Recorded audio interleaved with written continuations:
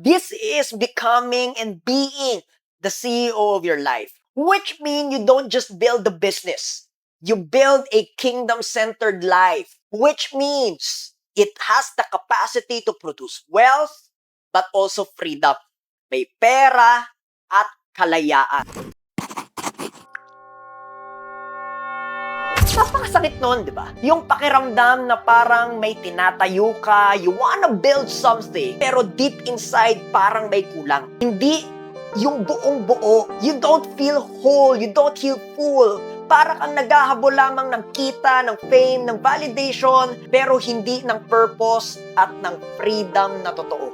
Let me share to you a good news today. Posible that you can be a CEO of your own life. Imagine this. Imaginein mo kung sa buhay mo, ikaw ang CEO. Ibig sabihin, ikaw ang may-ari ng mga desisyon. Ikaw ang nagtatakda ng mga direksyon. Ikaw ang nagdidikta ng kultura, ng isip, puso, kilos, at espiritu.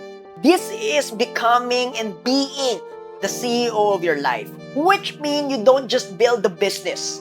You build a kingdom-centered life, which means it has the capacity to produce wealth, but also freedom.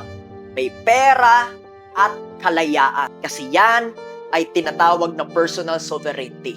It's being able to live your calling, fully expressed, walang preno, in full authenticity, walang reservation. Ang bawat takbang na ginagawa mo may alignment. Ang bawat kita may purpose. It's being abundant because that is your birthright. It's being free because it comes from living in your truth, not chasing comfort or validation of other people.